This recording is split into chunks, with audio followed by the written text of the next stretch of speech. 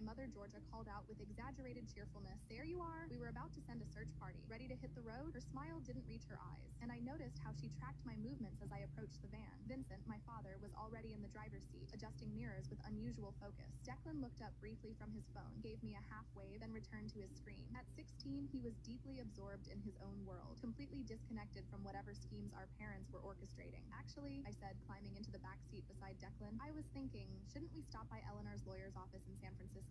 I know it's slightly out of the way, but I'd like to understand her final arrangements, make sure everything was handled properly." The temperature in the van dropped perceptibly. Georgia's hand froze on her seatbelt. Vincent met my eyes in the rearview mirror, his expression carefully neutral. "Honey, we've already been through all that. Everything's settled. Let's just focus on saying goodbye at the beach, okay?" His tone was gentle, paternal, but I caught the warning beneath it. "I know you handled everything," I pressed, keeping my voice light and innocent. "I just thought it would give me closure to see the official documents, understand her wishes directly." Georgia turned in her seat to face me, and I saw calculation flash across her features before she arranged them into concern. "Sienna, sweetheart, you're grieving. Sometimes that makes us fixate on details that don't really matter. The important thing is honoring Eleanor's memory, not paperwork." She reached back to pat my knee, and I had to resist pulling away from her touch. "Besides, we're running behind schedule. If we want to reach the beach by sunset like we planned, we need to keep moving." Declan finally looked up from his phone, sensing the tension. "What's going on?" he asked, confused by the undercurrent in our conversation. "Nothing, buddy," Vincent said quickly, starting the engine. "Just talking about logistics. Put your headphones back in. We'll let you know when we stop for lunch." As we merged back onto the highway, I watched the Nevada desert blur past my window and thought about Eleanor's beach house, the property she'd loved, where I'd spent countless childhood summers, the house that was supposedly mine now, according to her original will. But if my parents had orchestrated a new will, what else had they done? And why were they so desperate to get me to that specific beach at that specific time? I pulled out my phone, keeping it angled away from my parents' view in the rearview mirror, and began searching for Eleanor's longtime attorney, the one she'd trusted for decades, not the stranger in the photographs. If my parents were thieves, I needed to know the full extent of their betrayal before we reached whatever destination they truly had planned. Because Eleanor's letter had ended with one more sentence I couldn't stop thinking about. "They've already stolen my past. Don't let them steal your future." As the miles accumulated and my parents chatted with forced normalcy about scenic routes and lunch options, I sat in the back seat, silently reading through Eleanor's evidence and planning my own response. They thought they were taking me to scatter ashes. They had no idea they were driving me toward their